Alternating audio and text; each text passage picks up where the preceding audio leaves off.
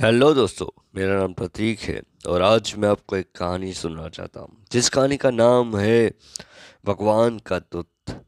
उल्लू वन में सिर्फ उल्लू ही रहते थे, इसीलिए उन्हें यहाँ पता नहीं था कि सिवा कोई ऐसा पंछी भी होता है कि जो दिन में भी देख सकता है।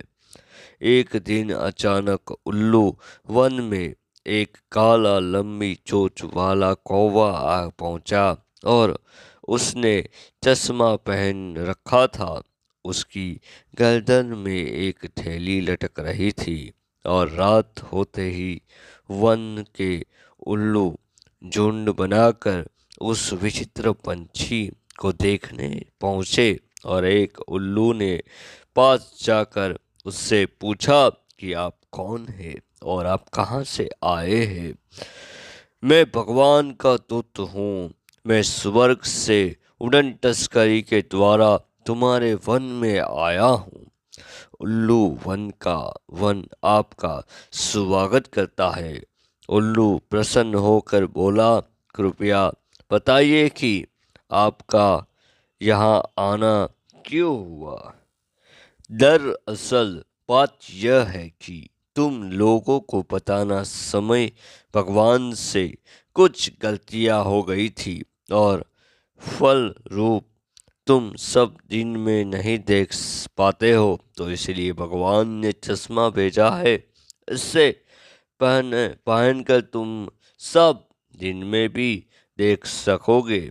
और कौवा चश्मा दिखाकर बोला, आने और लौटकर जाने में होने वाले भारी खर्च को पूरा करने के लिए प्रत्येक चश्मे का दाम मात्र 10 रुपया रखा गया है और जो चाहे वो खरीद सकता है।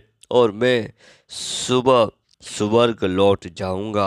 वन के सब उल्लू चकित हुए और खुसर खुसुर करने लगे।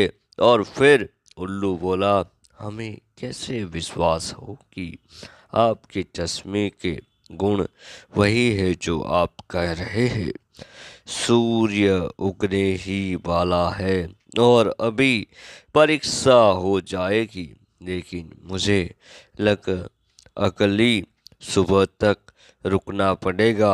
और कौवा बोला कि थोड़ी देर में जब दिन दिन का उजाला फैल गया तो कौवे ने बरगद के सामने वाले पेड़ पर जाकर बड़ी बारी से चश्मे पहनकर बताया कि कौन उल्लू अपनी जगह से खिसका और किसने चाय छी खोली और किसने अपने पंख फड़फड़ाए और फिर डालकर कितने उल्लू किस दिशा में बैठे हैं और आदि आदि।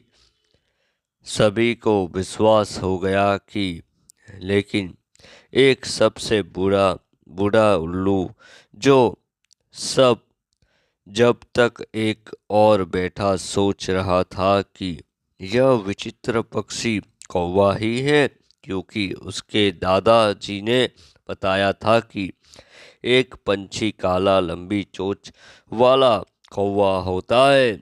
वह दिन में भी देख सकता है और वह बेहद चालाक और ठग होता है। वह बच्चों के हाथ से रोटी चपट लेता है। बूढ़े उल्लू ने अपने शक और सब सब उल्लुओं को बता दिया। फिर बूढ़ा विचित्र पंछी से बोला, आप मुझे चश्मा पहनने दे और अपने घर से पैसे ला देते हूँ। इस चश्मे को सिर्फ रात में ही खरीदा जा सकता है और बरगर बेगर के खरीद पहनने नहीं जा सकता। ऐसा भगवान का आदेश है। अब उल्लू सहेद करने लगे कि कुछ देर बाद वह बूढ़ा उल्लू बोला कि दूत भाई बहुत ही दूर से हमारी सेवा के लिए आए हैं, तो अंत हम आपको स्वागत भोज देंगे। तो कृपया बरगद के खोखरे में चले। बरगद के खोखर में अंधेरा था, लेकिन खाने पीने की अच्छी अच्छी व्यवस्था थी। कौवे ने नींद की दवा मिला कर खाना खूब डट कर खाया और बिस्तर पर लेट गया। कौवे के सोते ही एक उल्लू चश्मा पहनकर बाहर जमीन पर गिर पड़ा, और फिर भी उल्लू ने प्रत्येक चश्मे की परीक्षा ली, और शहद जब पक्का हो गया था कि अंधेरा फैल चुका था, तो कौवा बिस्तर से उठकर बोला, जो चाहे वो चपट चश्मा खरीद ले, मैं अब स्वर्ग जाऊंगा। और कौवा जी, हमें तो आपके और अपने चश्मे की परीक्षा ले ली है, और अब आप स्वर्ग जाने के लिए तैयार हो जाइए।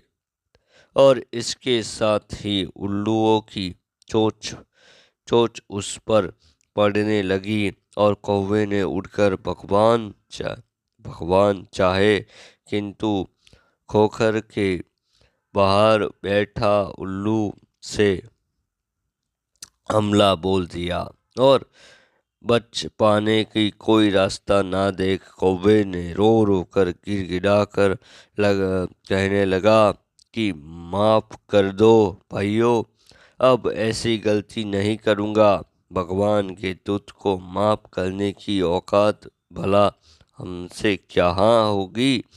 और सब उल्लू गिड़गिड़ा कर हंसने लगे, हा हा हा हा हा।